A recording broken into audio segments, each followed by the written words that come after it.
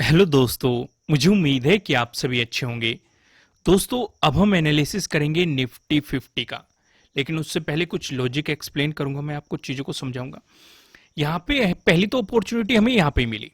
देखो, bank Nifty भी opportunity नहीं मिल रही थी। अगर आपने मेरी कल वाली वीडियो देखी होगी, कल के दिन हमें बैंक निफ्टी में बेहतरीन अपॉर्चुनिटी मिल रही थी मार्केट ओपन होते ही, लेकिन निफ्टी 50 में नहीं मिल रही थी।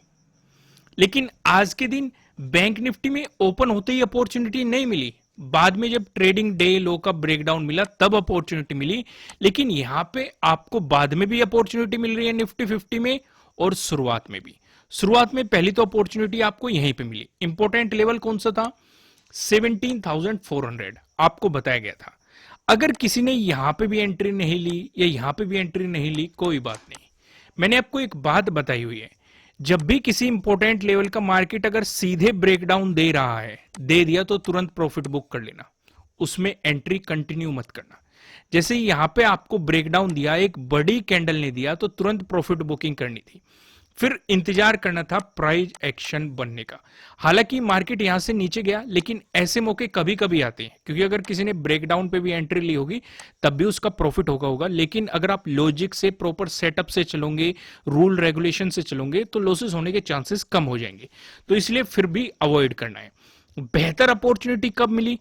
मैंने आपको एक बात कही थी, अगर सीधे सीधे ब्रेकडाउन दे रहा है तो मार्केट वापस आके उसे रिटेस्ट जरूर करेगा। ज्यादातर केस में ऐसा होता है। मैं क्या कह रहा हूं? ज्यादातर केस में ऐसा होता है, और फिर ब्रेकडाउन देता है। या फिर मार्केट वहां पे कुछ टाइम स्पेंड कर दे, फिर ब्रेकडाउन दे दे, तब सही रहता है। या जब ये रिटेस्ट करने आया है और यहां पे कुछ टाइम स्पेंड करना शुरू कर रहा है, जैसे कि आज किया, मार्केट ने यहां पे ब्रेकडाउन जरूर दिया, वापिस आया, रिटेस्ट किया, किसे? 17,400 को, और फिर यहां पे एक साइडवेज जोन में चला गया। तो यानी कि यहां पे फाइट चल रही है बायर्स के और सेलर्स के बीच में। बायर्स चाह रहे हैं कि मार्केट इसका ब्रेकआउट देके ऊपर चला जाए, सेलर्स चाह रहे हैं कि मार्केट नीचे गिर जाए। इस चीज को ध्यान से समझो, मैं आपको क्या समझाने की कोशिश कर रहा हूं। और यहां पे हुआ क्या? सेलर्स की जीत हुई। जैसे इसका ब्रेकडाउन देके चला, आपके लिए यहां पे भी एंट्री बनती है। समझ में आया मैंने क्या समझाया? जैसे यहां पे आपके लिए एंट्री बनी, टारगेट क्या रहेगा? सीधा सीधा जो ये आज का ट्रेडिंग डे लो बना है, ये आपका टारगेट रहेगा। अगर इसका भी ब्रेकडाउन देके चलता है तो आपका टारगेट और ज्यादा बढ़ जाएगा। आप अपने स्टॉप लॉस को उठा के यहां पे पुट कर सकते हैं और एंट्री में बने रह सकते हैं। अगर मार्केट रिवर्स भी हुआ तो आपका ऐसे लेट होगा, ये प्रॉफिट आपके हाथ लग जाएगा। देखो, तरीके होते हैं, और मैं कुछ ना कुछ आपके साथ डिस्कस करते रहता हूं, जिससे हमारा एक्सपीरियंस आपके काम आ सके, हमारी स्किल आपके काम आ सके, हमारी नॉलेज आपके काम आ सके। और आपका एक लाइक नहीं करते भाई, लाइक तो कर ही सकते हो। आइए अब हम डिस्कशन करते हैं, कल के दिन हम किस तरीके से प्रॉफिट बना सकते हैं, उन चीजों को यहां पे समझने की कोशिश करते हैं। अब यहां पे आप देखो, हमारे लिए एक और सपोर्ट जोन है, नजदीकी ये सपोर्ट जोन है। ये कहां पे दिखा रहा हूं मैं आपको? वन डे के टाइम फ्रेम पे दिखा रहा हूं। ऊपर की तरफ इंपॉर्टेंट लेवल कौन सा हो गया? 17,400। हालांकि आज हमें 17,400 का ब्रेकडाउन मिल चुका है, ये सिचुएशन आपको यहां पे दिखाई दे रही है।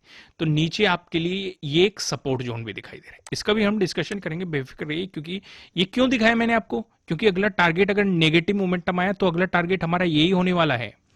आइए अब हम इसे 15 मिनट के टाइम फ्रेम पे समझेंगे। कौन सा लो था वो? ये वाला लो था जो मैंने अभी आपको पीछे दिखाया, वन डे के टाइम फ्रेम पे।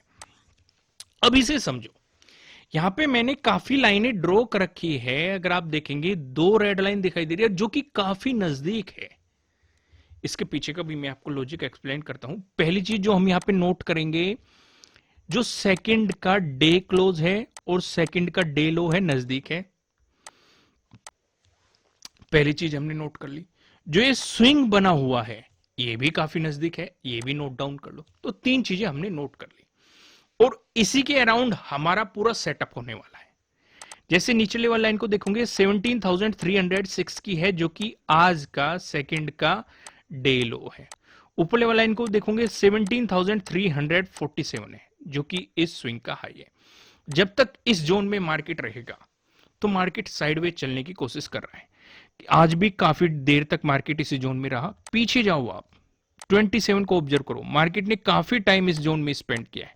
तो हमारे लिए एक इंपॉर्टेंट जोन है, क्योंकि अगर इसका ब्रेकआउट आता है तो हमें बाइंग अपॉर्चुनिटी मिल सकती है और टारगेट ज्यादा बड़ा नहीं, 17,400 सिर्फ और सिर्फ। अगर इसका ब्रेकआउट होता है, जो आज सेकंड का डे हाई है, ये आपका टारगेट रहेगा। अगर इसका भी ब्रेकआउट होता है, जो 1 मार्च का डे हाई है, ये आपका टारगेट रहेगा। तो अगर फ्लैट ओपन होकर पॉजिटिव मोमेंटम आए तो आपको पता चल गया कि क्या क्या आपके टारगेट होने वाले हैं, किस तरीके से आपको सेटअप करना है। लेकिन अगर फ्लैट ओपन होकर नेगेटिव मोमेंटम आया, अब हम यहां पे क्या देख रहे हैं, डे क्लोजिंग से तो मार्केट नीचे रहेगा ही रहेगा, साथ ही साथ सेकंड का डे लो भी नजदीक है, इसका भी मार्केट ब्रेकडाउन देगा, क्योंकि अगर फ्लैट ओपन होकर नेगेटिव मोमेंटम दिखा रहा है, यहां पे हमारी प्रीवियस डे लो के ब्रेकडाउन वाली स्ट्रेटेजी एक्टिवेट हो जाएगी। इसके अकॉर्डिंग हम पोजीशन बना सकते हैं। और यहां पे जो टारगेट आएगा, अब याद आया वन डे के टाइम फ्रेम पे मैंने आपको एक लेवल समझाया था, ये वाला लेवल है, यानी कि 28 फरवरी का जो डे लो है, ये आपके लिए सीधा सीधा टारगेट हो जाएगा। अगर इसका भी ब्रेकडाउन मिल गया आपको तो 17,200 आपके लिए अगला टारगेट रहेगा। यहां तक चीजें क्लियर हो गई। अभी तक हमने 2 सिनेरियो डिस्कस कर लिए। अगर फ्लैट ओपन होके पॉजिटिव मोमेंटम आया तब क्या करना है, फ्लैट ओपन होके नेगेटिव मोमेंटम आया तब हमें क्या करना है, ये सिनेरियो हम यहां पे डिस्कस कर चुके हैं। अगर आपको गैप अप ओपनिंग देखने को मिली, उस सिचुएशन पे हम क्या करेंगे भाई, उस सिचुएशन पे हमारा पूरा फोकस हो जाएगा 17,400 पे, क्योंकि इंपॉर्टेंट लेवल सिर्फ यही है ना। तो यानी कि इसी के अकॉर्डिंग हम डिसाइड करेंगे कि मार्केट में क्या प्राइस एक्शन बन रहा है, मार्केट किस लेवल पे ब्रेकआउट दे रहा है या रेजिस्टेंस की तरह एक्ट कर रहा है। क्योंकि अगर गैप अप ओपनिंग इसी जोन पे हो गई तो पहली चीज तो हमें पता है कि एक रेजिस्टेंस जोन है। अगर इसी रेजिस्टेंस जोन पे नेगेटिव कैंडल दिखाई दे जाए, भाई अगर रेजिस्टेंस की तरह एक्ट करने लगा, ये बियरिश कैंडल दिखाई देने लगी, तो सोने पे सुहागे वाली बात हो जाएगी। एक तो रेजिस्टेंस जोन, ऊपर से हमें बियरिश कैंडल दिखाई दे रही है, तो आपके लिए सेलिंग अपॉर्चुनिटी बन जाएगी, यानी कि डे लो तक आपका टारगेट बन जाएगा। लेकिन अगर मार्केट इसका ब्रेकआउट देके ऊपर चलता है तो यहां से आपको बाइंग अपॉर्चुनिटी भी मिल सकती है, और सीधा सीधा जो सेकंड का यानी कि आज का डे हाई है, ये आपका टारगेट हो जाएगा। लेकिन अगर आपको गैप अप ओपनिंग इससे ऊपर मिल गई 17,400 पे, क्या हम बाइंग करेंगे? बिल्कुल भी नहीं करेंगे।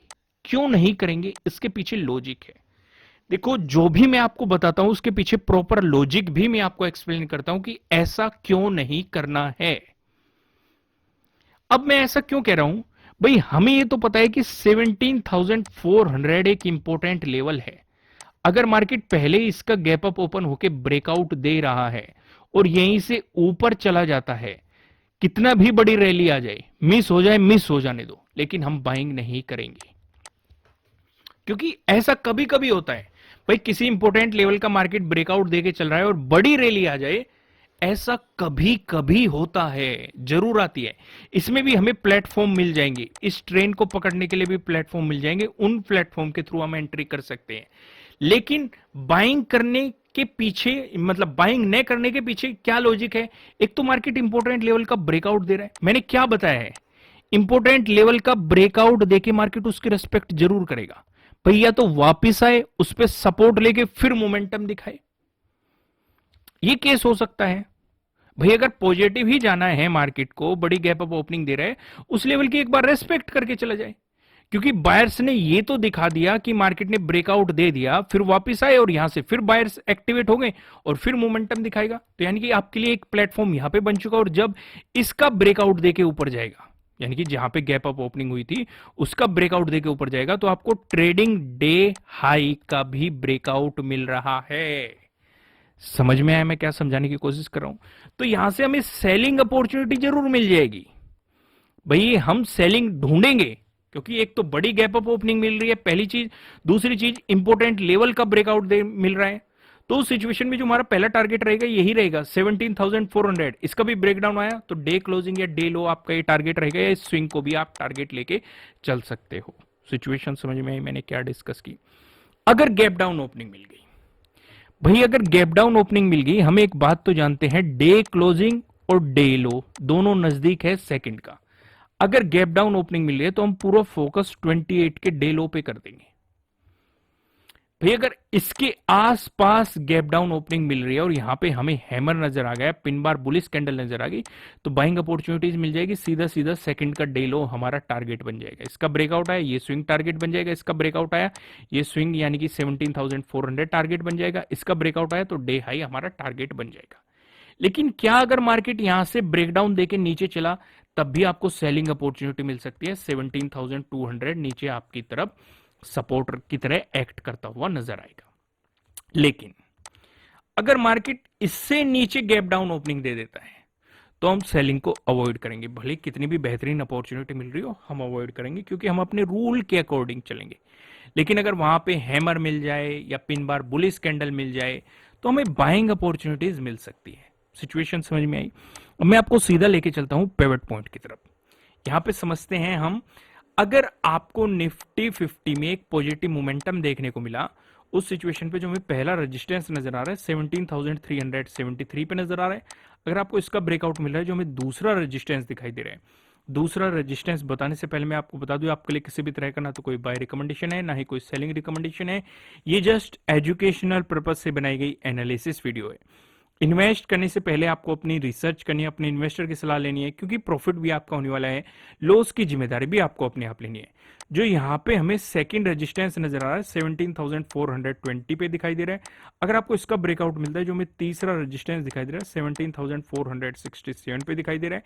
वहीं बात करें निफ्टी 50 में, अगर आपको देखने को मिला एक नेगेटिव मोमेंटम, इस सिचुएशन पे जो हमें पहला सपोर्ट नजर आ रहा है 17,261 पे नजर आ रहा है।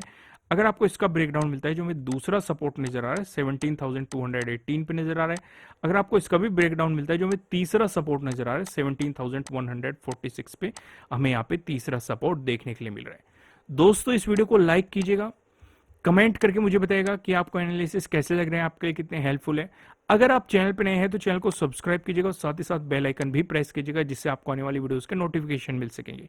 फिलहाल इस वीडियो में इतना ही, फिर मिलेंगे किसी नेक्स्ट वीडियो में किसी अच्छे कंटेंट के साथ। Thank you.